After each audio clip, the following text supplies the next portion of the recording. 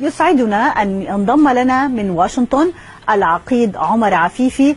مرحبا بك سيادة العقيد. أهلا وسهلا بيكي سيادة العقيد، يعني بداية لنتحدث عن حادثة اختطاف الطائرة، يعني كيف ترى هذا الحادث، حادث اختطاف الطائرة المصرية من وجهة نظر أمنية؟ طيب خلينا بس أرجو أن الفريق الإعداد عندك يجهز حاجتين. أول حاجة صورة الشخص اللي بياخد سيلفي مع الخاطف جوه الطيارة ولابس الحزام الناسف جنبه. نعم، هون يسمعونك الآن. الصورة الثانية صورة الشخص اللي بينط من شباك الطيارة بينما الناس نازلة من الباب عادي خالص. نعم. يعني طبعا أنا هقول لك كلام. نعم، أتمنى من فريق الإعداد أن يتم عرض الصور. تفضل سيادة العقيد. الكلام ده كلام تحليلي. نعم. أولا مفيش خاطف في الدنيا اللي جابها ربنا دي كلها جايب واحد يتصور معاه سيلفي جوه الطياره وجنب الحزام الناس. نعم، ها هي الصور تعرض الان. دي مساله لا يتقبلها عقل في التاريخ، ان واحد لابس حزام ناسف وبيهدد الناس وبيمثل دور ارهابي انه خاطف الطياره وبيجيب واحد ياخد معاه سيلفي. يعني دي احنا يعني ده لو ده اللي خاطف والمخطوف بالطريقه دي يبقى احنا بقينا مسخره. نعم. تصدق كده لو حضرتك شفتي بقى حضرتك ده لابس الحزام الناسف والثاني بيضحك جنبه نعم، يعني في ارتياح تام. نعم سياده العقيد. وجنبه خالص يعني ده لو كان القاطف الطياره ده عيل صغير مش هيسيب حد يجي يتصور معاه سيلفي وهو لابس الحزام الناسف. نعم. الشخص ده بيضحك، وجنبه واقف زي الحيطه، يعني ممكن يمسك ويكتفه. صحيح. هاتيلي بقى الصوره الثانيه اللي الشخص بينط من الشباك والباب مفتوح والناس نازله. نعم. ارجو من الكنترول عرض الصوره، صوره الرجل الذي يقفز من الطائره. لو حضرتك يعني خلال البرنامج جابوا مقطع من الفيديو ده، الناس نازله من الباب والباب مفتوح. نعم. وسيادته بينط من الشباك. طبعا لان ده الدور اللي اترسم ليه في السيناريو اللي احنا المفروض نصدقه ونقول والله ده في طياره مخطوفه والارهاب عندنا عشان نداري. وارجوكي بقى تديني الفرصه اقول. تفضل سياده العقيد. إلى ماذا تشير بهذا الكلام؟ نعم. الموضوع أخطر مما يتصور المصريين. السيسي باع سينا لإسرائيل، وكل اللي انت شايفاه ده علشان يشغل الرأي العام عن المصيبة اللي هي إخلاء سينا من أهلها عشان يخلي 1200 كيلو. ده وفقا للاتفاق بينه وبين اسرائيل. انا بقول للسيسي اسمع يا سيسي، والله العظيم ولا سنتي من سينا اللي قدامه رقبتك. وبقول لاهل سينا استعدوا تدافعوا عن بلدكم وارضكم. شغل الاستهبال ده واخوانك الصهاينه مش هيمشي مع المصريين. نعم. سينا خط احمر يا سيدي. وعايز اقول لك لو سمعتي اهل سينا والنواب طالعين يقول لك عربيات، يقول لك ارهابيين جايين من غزه جايين من غزه ازاي؟ ده عربيات على الزيرو. وسينا ملهاش الا مدخلين، ازاي ده هتوصل لهم العربيات الا اذا كانت بتوصل من الحدود المصريه الاسرائيليه؟ احنا مش نبل. وانا بقول لك يا سيسي عمرك قدام متر واحد من سينا للصهاينه. وانا بقولها لك اهو، وانا عمر عفيفي اللي بيتكلم يا سيسي، وانت عارف كويس مين عمر عفيفي. بتكلم طبعا التهريج اللي بيحصل ده علشان يشغل المصريين عن المصيبه اللي بيعملها.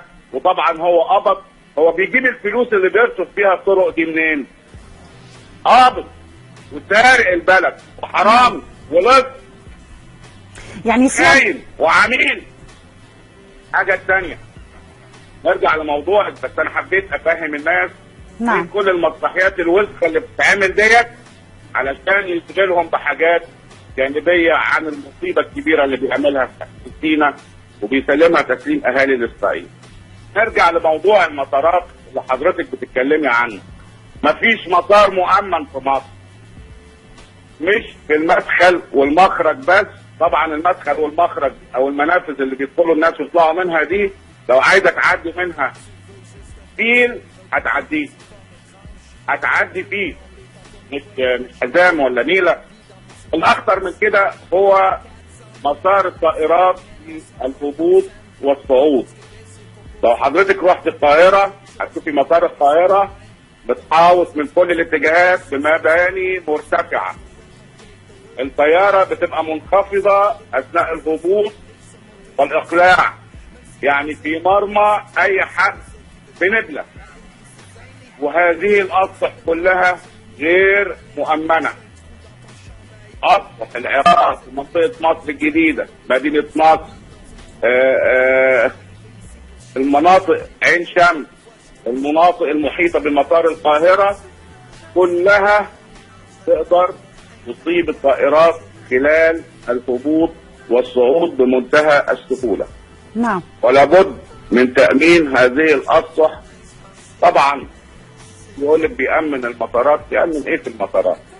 طب اهو اذا كان بقى احنا هندي عقلنا بجدنا ونصدق المسرحيه اللي حاصله ديت، يبقى واحد دخل بحزام ناسف سواء بقى حقيقي في حاجه او ما فيهوش حاجه وقدر يطلع للطياره. اذا كان يعني احنا هنلغي عقلنا.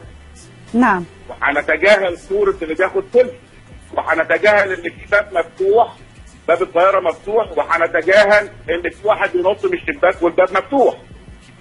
نعم. من الناحيه الثانيه الطائرات في مصر كلها غير مؤمنه. قناه السويس نفسها غير مؤمنه. خليج السويس غير مؤمن. الذي يقوم بالارهاب في مصر هو السيسي، هو عبد الفتاح السيسي. طيب لماذا هذا الإهمال؟ لماذا هي غير مؤمنة سيادة العقيد؟ يعني ألا يخاف مثلا السيسي ونظامه أن ينقلب هذا الإهمال الأمني عليه؟ يا أستاذ ده إهمال متعمد. كل مناسبات السيسي السابقة الإرهاب بيختفي تماما، ما بتشوفيش إرهاب. ليه؟ لأن الإرهابيين تبعوا. الإرهابيين تبعوا. يعني مؤتمر شرم الشيخ وسينا ما فيش أي حاجة. أي مؤتمر يعملوا السيسي ما فيش أي إرهابي بيظهر، لأن هم اللي بيكونوا بيعملوا الإرهاب، هم اللي بيأمنوه في الوقت ده. نعم. يعني من وجهة نظرك سيادة العقيد هو حادث سياسي مدبر وليس حادث إرهابي، أو حتى حادث سياسي وإرهابي لكن مدبر لنظام السيسي أو من قبل نظام السيسي. طبعا وهتشوفي الفترة الجاية هيعمل مصايب أكثر وأكثر وأكثر وأكثر بذريعة الإرهاب. وعلى بعيد تاني. نعم. السيسي هو الإرهابي الأول في العالم، وهو الذي يصدر الإرهاب ويصنعه ليبتز به المصريين أولا ثم ليبتز به العالم ثانيا.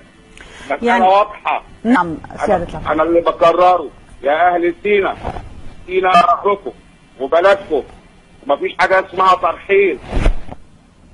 وبكرر تاني يا سيسي، متر واحد من سينا قدامه عمرك انت والعصابه بتاعتك، قدامه رقبتك. نعم. انا بقولها لك وبهددك بس لان اللي انت بتعمله ده تفريط في ارض مصر وغير مقبول باي صوره من الصور. نعم. غير مقبول التفريط او ترحيل اهل سينا. كفايه اللي انت عملته في اهل رفح، انت بتخليها لاخوانك صهاينه وده مستحيل هيتم. نعم. سيادة العقيد عمر عفيفي كنت معنا من واشنطن، شكرا جزيلا لك.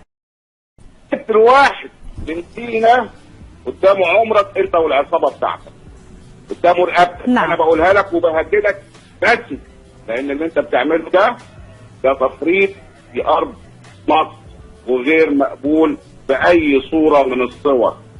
نعم.